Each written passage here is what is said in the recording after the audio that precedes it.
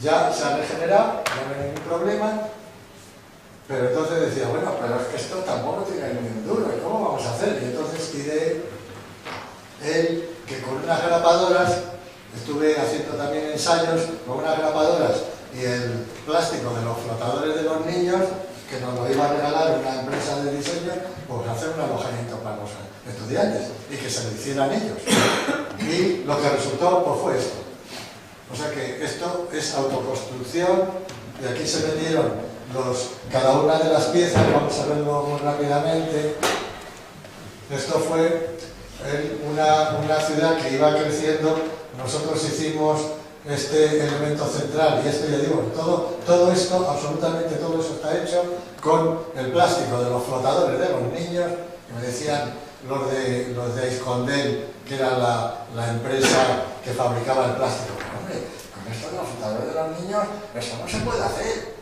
Yo digo, no se preocupe usted, que yo lo he calculado, tengo estadísticas de los últimos 20 años de los vientos de Ibiza, porque ahí hay un aeródromo, hemos filtrado los datos, vamos a estar en esta época, los vientos más desfavorables no van a superar las rachas de 60 km por hora, además no sé cuánto, y además, pero no, a pesar de todo no se puede hacer. Y dijimos, bueno, ¿usted quiere que le hagamos una pieza?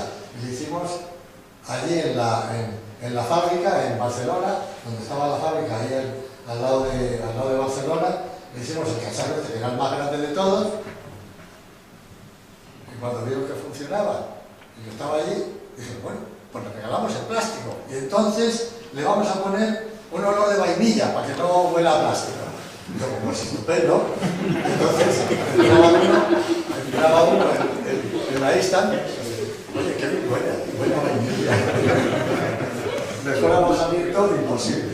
Y entonces todo esto, ya digo, se hizo a base de tijeras, grapadoras, pero grapadoras de estas normales, ni mecánicas ni nada, grapadoras de estas de mano de las industriales, normales, pum, pum, pum, grapando, y luego con una azada, porque allí no había maquinaria ni nada, una azada para hacer la zanja, que hacíamos lo mismo que hemos visto en la otra imagen, esta zanja que la vemos aquí, y tal, se mete el plástico por aquí, y luego lo que hacía para crecer, se dejaba siempre una pieza colgando para que llegara el siguiente grupo, y lo que hacía era, extendía todo eso, que ya lo habían hecho en otro lado, que no tuviera tanta tierra y demás, lo traían aquí ya montado, grapaban aquí, cortaban el opérculo y entonces la cosa resultaba pues bastante emocionante para los chavales.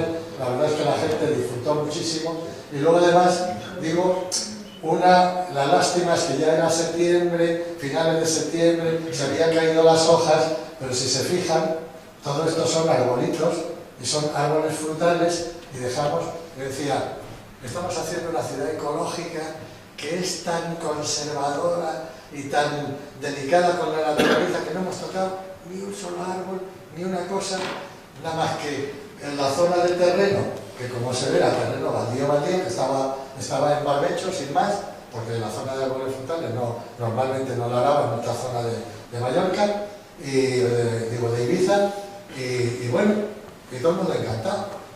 Y entonces, más cuidadoso, hasta tal punto que los estudiantes revoltosos, algunos decían, no, nosotros no queremos nada con la civilización y vamos al congreso y tal, y nos hacemos, porque yo había dado incluso la posibilidad de que se hiciera una tienda de campaña con el mismo plástico.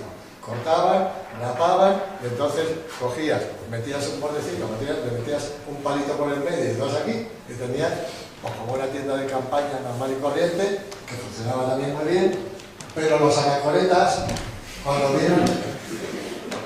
vieron lo que sucedía ahí arriba, que era curioso, pues dices, bueno, una anacoreta, pues no se va a un congreso de diseño donde van 600, 800 personas.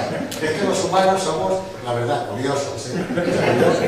Yo, que siempre he sido observador de la gente, piensas, pero que somos raros y la gente no se da cuenta de lo raros que somos. Porque si no, no actuaríamos ni haríamos las cosas que hacen. Y entonces, de estas entradas, que son en realidad unas entradas muy eróticas, porque digo, son una especie de pene y vagina. Y entonces, como no podíamos gastarnos dineros en puertas, pues yo pensaba lo mismo. ¿Y cómo vamos a hacer las entradas? Pues que el propio aire cierre la entrada, y entonces yo le decía a la gente, mira, tú imagínate que eres un supositorio, y entonces te pones así, y entras, y se entraba maravillosamente bien. Porque cuando la gente lo que hacía era, abría eso así, entonces avanzabas un poco, pero los brazos los tenías que soltar para volver a meterlos así. Y se te venía el plástico encima, y entonces empezaban a manotear, yo no sé si hay alguna imagen de alguien manoteando con las puertas, no, eso estaba en Barcelona.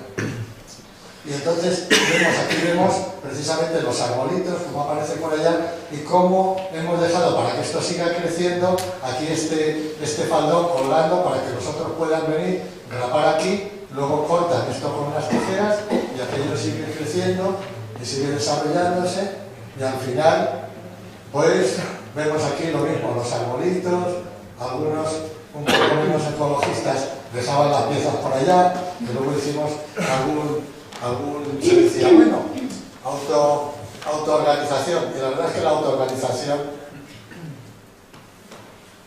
funciona muy mal y muy lenta. Entonces, al final, es curioso, pero como observador también de la conducta humana, para ver pues cómo pueden ser los hábitats, y qué demonios pasa, y cómo salen los líderes o no, y siempre, incluso todos estos grupos de estudiantes que en principio venían como con un barniz anarquista, y aquí que no mande nadie. Me decía, no, yo soy un manda, vosotros decís lo que queráis, y yo lo único que voy a hacer es pues, como si fuera un entomólogo viendo unas avispillas ahí que hacen cosas raras y ver cómo se comportan. No cómo dicen que se comportan, sino cómo se comportan. Bueno, pues nada, estupendo. Hace falta un grupo de limpieza. Y nadie se apuntaba al grupo de limpieza. Y entonces, pues algunos, subrepticiamente, yo le pegaba un codazo a alguno, porque como llevo 45 años de profesor, pues sé cómo se seduce a los estudiantes. Dice, oye, ¿y no te parece que debíamos de ser más generosos, verdad que sí? Digo, ¿por qué no nos juntamos unos cuantos? Yo entonces no era estudiante, sino era arquitecto ya profesional, que estaba trabajando y haciendo mis cosas. Y yo me veía allí metido en un montón de estudiantes, y decía yo, me parece que tengo 14 años ahora mismo. Y entonces, al cabo de un rato, había 10 recogiendo todos los plásticos sin pestañear. No había habido que ordenar nada, sino solamente que sugerir la solidaridad, las cosas y las tal. Bueno, pues bien, pero funcionaba cuando el director de orquesta es lo suficientemente civilino como para fascinar a la gente y decir, tú deberías hacer. Ay, señor.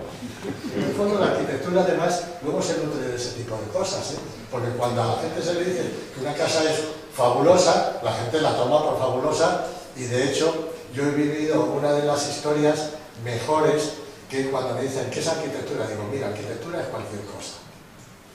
Porque incluso con un relato, yo recuerdo cuando estuvo de alcalde de Madrid, estuvo Tierno Galván, que Tierno Galván provenía de la Facultad de Derecho, y era profesor de Derecho, era un tío fabuloso, y estuvo de alcalde de Madrid, y hizo los célebres bandos, esos que eran bandos del alcalde, que eran maravillosos. En algún momento, entonces tendría que tratar de recoger algunos de los bandos, porque eran dirigiéndose a los ciudadanos como si fueran coleguillas que trataran de trabajar junto con él. Y entonces, en un momento determinado, se quiso hacer una operación inmobiliaria tremenda que se llamaba Gran Vía Diagonal. Y entonces querían abrir, por lo mismo que había en Barcelona una diagonal, pues una gran vía que uniera la Plaza de España con Colón. Y atravesaba todo el barrio este no me acuerdo cómo se llama ahora, pero es el barrio que está si subes desde la Gran Vía hacia la plaza de Callao, pues entonces que queda a mano izquierda, que era un barrio pobre, que habían sido chabolistas, luego realojados, era un barrio muy pobre, y entonces en un momento determinado, tierno, tratando de oponerse a la especulación, les dio un bando, hizo un bando diciendo que el barrio aquel era un barrio histórico porque había consolidado una época histórica en la que la gente del campo había venido a Madrid y se habían alojado primero en poblados chabolistas y luego en esas viviendas, y que aunque eran unas viviendas muy dignas, era un barrio histórico. Y al día siguiente, yo que en ese tipo de cosas he sido siempre muy observador, me pasé por el barrio y había montones de personas mayores que habían sacado una sillita de esas de Enea, de las que y se habían puesto en la acera del frente y estaban mirando sus casas embobados. Ellos que estaban deseando, porque cuando empezaron con la operación inmobiliaria, a ellos les ofrecían unas viviendas económicas, pero fuera de Madrid, en las afueras de Madrid, a cambio, y claro, nosotros pensaban, no, pero es que estas casas nuestras, que son muy viejas, pues nos mandan a un sitio mucho mejor y tal, y no se movió nadie del barrio. Y así se salvó el barrio, que hoy día es un barrio histórico y que tiene Malasaña, el barrio de Malasaña. Pues el barrio de Malasaña se conservó por eso. Y luego resulta que toda la movida madrileña célebre apareció en el barrio de Malasaña. Se empezaron a trasladar artistas, pintores, escultores y demás, y aquello fue una movida verdaderamente salvaje. O sea, como en un momento determinado, con un relato, tú puedes hacer que sea digno algo que en el fondo la gente lo considera indigna porque le han dicho que aquello no es hábitat para personas. Como me pasó a mí, ¿usted cree que vamos a hacer viviendas para hippies y para gitanos? Pues eso. Bueno, estas son imágenes de aquí, de Ibiza, que realmente, además, es curioso, pero en qué medida influye la arquitectura en el comportamiento de la gente, porque siendo la época que era, de hecho, aquí en Ibiza, cuando hicimos esto, cuando llegamos nosotros, que llegaban también grupos de estudiantes y demás, el día anterior, el gobernador militar de las Islas Baleares había llevado al gobernador militar de la isla de Ibiza también al que estaba tenía bajo su jurisdicción la isla de Ibiza, y habían cogido un grupo de estudiantes norteamericanos que se habían aposentado ahí en Ibiza en una de la Cala San Miguel, no me acuerdo, una de las que ahora son, vamos, de la movida salvaje, la discoteca, las historias, se habían aposentado allí, los habían cogido, sin decirles ni pío, los habían montado en unos autobuses y los habían metido en un barco de estos de pasajeros rumbo otra vez a y no les habían dejado de rechistar. Bueno, pues nosotros como era los de diseño y lo más exquisita, pues entonces dieron permiso para que nosotros pudiéramos hacer allí algo. Y cuando vinieron los guardias civiles aquí a ver qué es lo que se estaba cociendo dentro de la isla, los guardias civiles me vinieron a mí: oiga, profesor, ¿podemos entrar ahí dentro? Y yo lo miraba y decía, la primera vez en mi vida que un guardia civil, y además venía con el comandante, me habían mandado con el conflicto, y el comandante se acercó: sí, profesor, si usted nos da permiso, entramos. Pues nada, entre.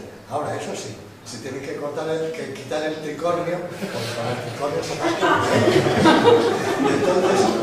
Entonces tienen que poner el mosquetón y el mosquetón también. El mosquetón y el tricornio lo tienen que poner así. Y ahí entraron todos los guardias civiles, y me decían: profesor, aquí huele a María. Había un oloroso a marihuana. Y entonces decía, bueno, por lo menos, pide aquí el paquetito de allí, que le pongan algo encima para que no lo vea el comandante, ¿verdad? Mi mío, y probablemente por no se fumó un peta de puro milagro.